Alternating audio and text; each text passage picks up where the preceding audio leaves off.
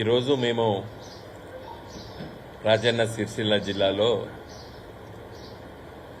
ముస్తాబాదు, తంగెలపల్లి, అదేవిధంగా సిరిసిల్ల, సరే గంభీరావుపేట మండలం పక్క నుండి ఈ గ్రామాల్లో చాలా గ్రామాలు తిరిగినాం. ఉదయం పూట నుండి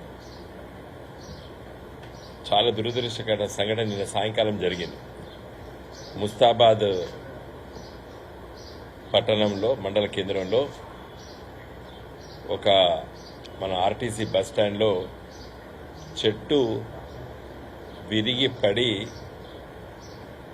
ఈ ఎలక్ట్రిసిటీ లైన్స్ మీద పడేసరికి ఎలక్ట్రిక్ పోల్ ఇరిగిపోయింది. పెద్ద గాడుపు దుమారం కాబట్టి ఒక ఎల్లయ్య యాదవ్ మన ముస్తాబాద్ గ్రామ వాస్తవ్యులు వారు పాపం అక్కడ ఉండి మిగతా వాళ్ళని మీరు పోండి పోండి పోండి పోండి అని పాపం అందరినీ ఇషారా చేసి పంపించాడు. ఆయనే పాపం దురదృష్టవశాత్తు ఆ ఎలక్ట్రిసిటీ పోల్ పడి నెత్తి మీద పడి పగిలిపోయి నేను సాయంకాలం చనిపోయాడు. వారి కుటుంబాన్ని మేమందరం కూడా వెళ్ళి కలిసి ఓదార్చి, పాపం చిన్న పిల్లాడు ఉన్నాడు, కొడుకు 9వ తరగతి చదువుతున్నాడు, తండ్రి, భార్య, పిల్లల్ని, కుటుంబ సభ్యులందరికీ కలిసి వచ్చినాం. వారి కుటుంబానికి ప్రభుత్వం తరఫున ఒక 10 లక్షల రూపాయలు ఎక్స్గ్రేషియా ప్రకటించాలని చెప్పి కూడా నేను అక్కడ విలేకరులతో కూడా మరి రాష్ట్ర ప్రభుత్వాన్ని కోరడం జరిగింది. అదే సందర్భంలో అతనికి ఒక 2 ఎకరాల భూమి ఉన్నది కాబట్టి మరి కేసీఆర్ గారు రైతు బీమా పథకాన్ని మరి ప్రవేశపెట్టింది కాబట్టి వెంటనే 5 లక్షల రూపాయలు సహాయం చేసే అవకాశం ఉంది కాబట్టి నేను జిల్లా కలెక్టర్తో మాట్లాడడం జరిగింది. జిల్లా కలెక్టర్ గారు ఎల్ఐసితో మాట్లాడి ఈ వారం రోజుల లోపల ఆ 5 లక్షల రూపాయలు ఏదైతే కేసీఆర్ గారు ప్రవేశపెట్టినటువంటి రైతు బీమా పథకం కింద వచ్చే డబ్బులు ఇవ్వండి అని చెప్పి కూడా మాట్లాడడం జరిగింది. ముస్తాబాద్ గ్రామ శివార్లో ఉన్నటువంటి రైతులు వరి ధాన్యాన్ని తీసుకున్నారు. మేము ఆ పంట పొలాల దగ్గర వెళ్లేసరికి బోరుమని ఏడుస్తున్నారు రైతులు, ఎక్కెక్కి పడి ఏడుస్తున్నారు. వాళ్ళ పొలాలు చూసి మొత్తం ఆ వరి ఆ పొలంలో పుట్టకొచ్చి ఈనింది. అంటే మంచి గింజలు పాలుతో ఉన్నటువంటి ఆ గింజలు మొత్తానికి ఆ రాళ్ళ వర్షానికి అవన్నీ కూడా నాశనం అయిపోయింది. కొన్ని దిక్కులంగా ఒక వారం రోజులకు కోసుకునేటువంటి దశకు వచ్చినటువంటి వడ్లు అవి నీళ్ళలో పడిపోయి మొత్తంలో ఆ వరి పొలం మొత్తం కూడా వరి ధాన్యంతో తేలుతున్నాయి.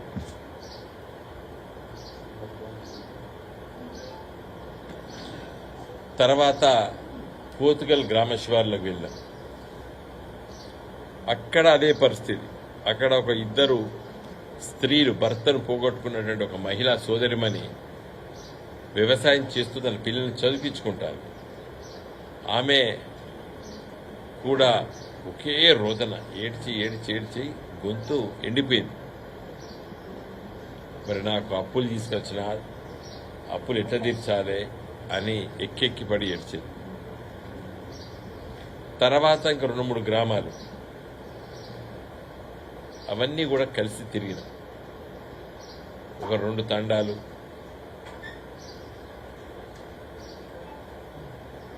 తర్వాత ఇంతకుముందే సాయంకాలము తంగెలపల్లి మండలంలో కొన్ని గ్రామాలు, చివరిగా కొండాపూర్లో ఒక దేవాలయానికి వెళ్ళి రావడం జరిగింది. ఇక్కడ మీ పత్రికా విలేకరుల సమావేశానికి మీ ద్వారా ఇట్లా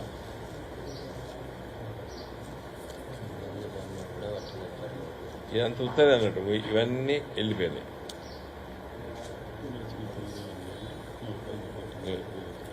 ఇవన్నీ అంత వెళ్ళిపోయినాయి. ఇది చూడండి వడ్లని రాలిపోయారు, తాళ్ళు మిగిలింది. ఇంకా ఇప్పుడిప్పుడు ఇదంతా రేపు ఇంక దేనికి పనికిరావి. ఇంకో చూడండి, ఇటుంటే తెలుస్తుంది మీకు. 40% ఉన్నాయి, ఇవి పనికిరావు. ఇవన్నీ కూడా రేపటి వరకు తెల్లగా అయిపోయి ఓ 2 రోజులకు ఫంగస్ బట్టి నల్లగా అయిపోతుంది. ఎందుకంటే దాంట్లో బయటకు వస్తుంది. వెంటనే కలెక్టర్ గారితో మాట్లాడడం, జిల్లా వ్యవసాయ అధికారితో కూడా మాట్లాడడం జరిగింది. మేము వెళ్లేసరికి కొన్ని దిక్కుల వ్యవసాయ అధికారులు సర్వే చేస్తున్నారు, ఎంత నష్టపోయిందనేది కూడా చూస్తున్నారు. వాళ్ళందరూ కూడా వాళ్ళతో కూడా కలిసి కొన్ని పొలాలు కలిసి తిరగడం జరిగింది. వాళ్ళు ఇంకా ఆ సర్వే చేస్తున్నారు. మేము వేరే గ్రామాలు కూడా తిరగడం జరిగింది. ఈరోజు రైతులు చెప్పిన విషయం ఒకటి చెప్తా నేను. ఏం చెప్పిందంటే, మొన్నటిదాకా నీళ్లు లేవు, ఎట్లా ఈ వరిని పుట్టకొచ్చి ఇంత అంది, దీన్ని ఎట్లా కాపాడుకోవాలి అని బాధలో ఉన్నాం. 1,60,000 రూపాయలు పెట్టి బోరేసినా, ఆ బోరు దగ్గర వెళ్ళింది కూడా మేము వీడియో తీసుకున్నాం. కొత్తగా 3 రోజుల కిందనే బోరు మిషన్ వచ్చి బోరేసిపోయింది. 1,60,000 పెట్టినా, అప్పు తీసుకొచ్చి పెట్టినా.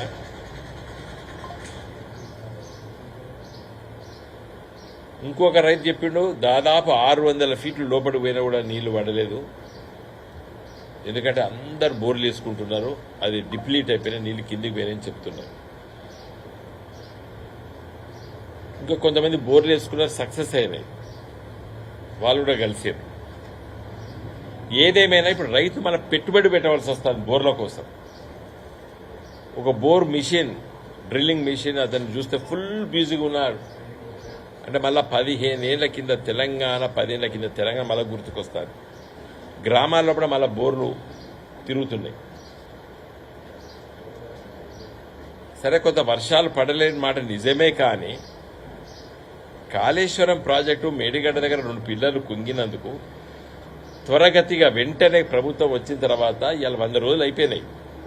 ఓ 2-3 రోజుల పట్ల ఇంటరిమ్ రిపోర్ట్ కేంద్ర ప్రభుత్వం తెప్పించుకొని ఏం బాగు చేయాలని చెప్పి ఆ మేడిగడ్డ దగ్గర కాఫర్ డ్యాము నిర్మాణం చేసి ఆ నీళ్లు ఎత్తిపోతి కాళేశ్వరం ప్రాజెక్టు వల్ల మిడ్ మానేర్కి, అప్పర్ మానేర్కి తీసుకొస్తే ఇలా ఈ చెరువులు కుంటలు నింపినట్టయితే ఈ బాధ ఉండకపో రైతులకి. సరే, ఏదేమైనప్పటికీ కూడా అట్లా బాధపడ్డాం, నీళ్లు లేక బాధపడ్డాం, బోర్లు వేసుకున్నాం, అప్పు చేసినాం. సరే, ఏదో ఒకటి మా కర్మ అని చెప్పుకొని మేము ఉంటూ పంట పండించుకోవాలంటే నిన్న ఈ అకాల వర్షం వచ్చి రాళ్ళపడి ఈ విధంగా పంటలు మొత్తం కూడా విత్తనాలు డబ్బు పెట్టాం. 1,500 రూపాయలు విత్తనం పెట్టాం. రైతు బంధు రాలేదు. కొంతమందికి వచ్చింది, 3 ఎకరాల లోపల చిన్న రైతుల వాళ్ళకి వచ్చినాయని చెప్పిర్రు. కొంతమంది చెప్పిర్రు, కొంతమంది రాలేదని చెప్పిర్రు. సో అప్పు చేసి విత్తనాలు కొనుకొచ్చినాం, యూరియా బస్తా కొనుకొచ్చుకున్నాం, డిఏపి కొనుకొచ్చుకున్నాం, పంటలు వేసుకున్నాం, నీళ్లు లేవు, ఎండిపోయినాయి. పోనీ ఏదో ఉన్నకాడికి బోర్లు వేసుకొని కొంత సాగు చేసుకున్నాం. ఈ సాగు చేసుకున్నా కూడా ఈ అకాల వర్షాల వల్ల మొత్తం పోయింది అని చెప్పి ఎక్కెక్కి ఏడ్చారు ఇవాళ రైతు బాధతో.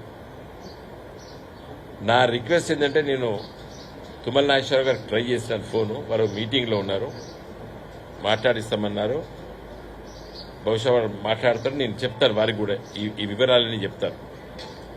నేనేమంటున్నానంటే, ఒక ఎకరానికి అన్ని ఖర్చులు వంగా 15 నుండి 20 వేలు ఒక రైతుకు మిగులుతాయి. అంత ఇవ్వకున్నా ఒక 10,000 తక్షణమే, ఎకరానికి తక్షణమే 10,000 రూపాయలు సాయం చేస్తే రైతుకు ఎంతో అంతో మరి మేలు చేసినట్టు. మేలుని అనను, కొంత ఉపశమనం కలుగుతుంది. ఇట్లా నష్టపోయింది రైతు చాలా. అయితే ఇది 1000 ఎకరాలు నష్టపోలేదు, అది కూడా చెప్తున్నాను నేను. అది ఒకటే లైన్లా ఈ రాళ్ల వర్షం పడ్డది.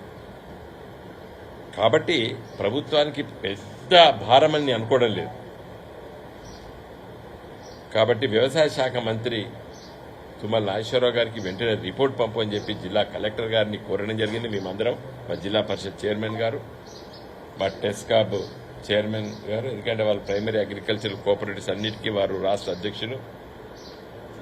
మరి మేమందరం కూడా ఇలా కలెక్టర్ గారితో మాట్లాడినాం. వెంటనే రిపోర్టు 24 గంటల్లో బట్టే మీరు రిపోర్ట్ పంపించండి.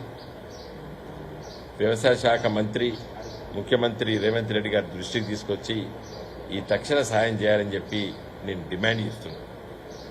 గత ప్రభుత్వం మేము చేస్తాం, ఇలాంటి సంఘటనలు వచ్చినప్పుడు చేస్తాం, ఎంతో అంత ఆ ధైర్యాన్ని ఇచ్చినాం. ఈరోజు నీళ్లు రాకపోవడం గల కారణాలు, కరెంటు చక్కగా ఉండకపోవడం గల కారణాలంతా రాజకీయాలు. అవన్నీ అవి మాట్లాడదాం, తర్వాత మాట్లాడతాం. ఎందుకు నీళ్లు ఇవ్వలేకపోయారు? దాదాపు ప్రతిరోజు 5,000 క్యూసెక్కులు అంటే 2 రోజులకి 1 టీఎంసీ. ఈ 100 రోజుల లోపల ఒక 50 టీఎంసీల నీళ్లు సముద్ర పాలైనవి. అది వెంటనే ఒక 10-15 రోజుల లోపల ఒక కాఫర్ డ్యామ్ కట్టి ఆ నీళ్ళని కాపాడుకొని లిఫ్ట్ చేసి మిడ్ మానేరు ఎల్ఎండి నింపితే ఇక్కడున్న చెరువులన్నీ అన్నపూర్ణ ప్రాజెక్ట్ అనుకోండి, మల్లన్న సాగర్లో కొంత, రంగనాయక సాగర్లో కొంత, తర్వాత మన అప్పర్ మానేరుకి కొంత,